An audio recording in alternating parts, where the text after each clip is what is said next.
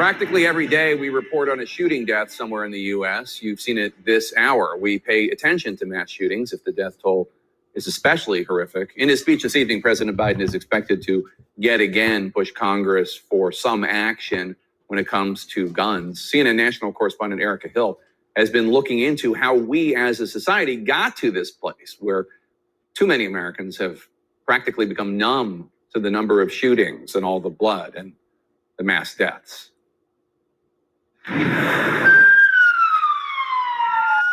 Tragedy on a near daily basis. 3 shootings at Atlanta area spas where at least 7 people have been killed. Breaking overnight, another mass shooting in the U.S. At least 8 people were killed at a FedEx warehouse near the airport in Indianapolis. I think it's difficult to not be numb. The numbers are so huge, it's almost unimaginable. Almost unimaginable, and yet increasingly predictable. On average, there's probably at least 20 times the likelihood that someone in the United States will die of a gun death than people in other developed countries. It's not just mass shooting events, which are only a small fraction of gun-related deaths in the U.S.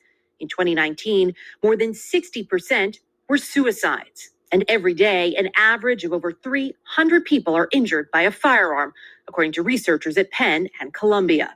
Our gun violence epidemic is a uniquely American problem, but the firearm holds a different place in our American mythology and history than it does in any other country.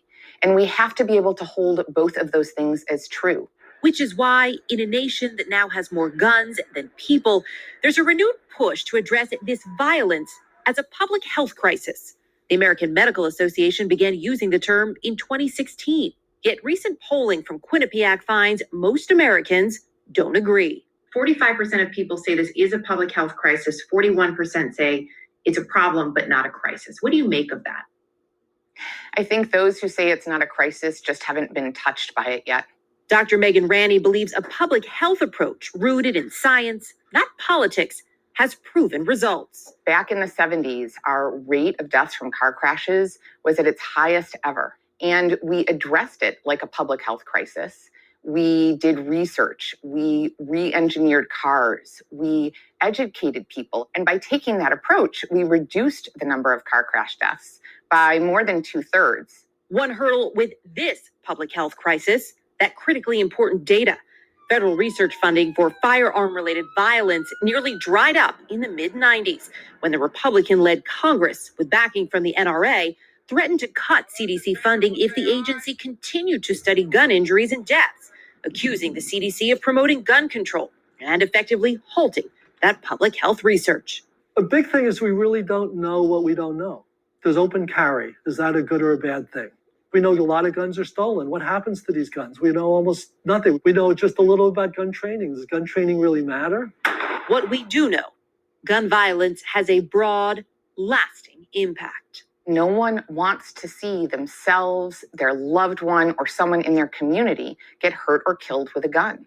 And when we start with that, then we can start to have discussions about how do you make guns safer and how do you make the people behind them safer. Jake, Dr. Ranney believes you have to treat both the object, the gun here, and the person. As you noted, we are expecting President Biden to push Congress when it comes to addressing guns. But the reality is, despite overwhelming public support, for example, on background checks, a recent Quinnipiac poll found 89% of respondents support background checks for all buyers and 85% of gun owners do.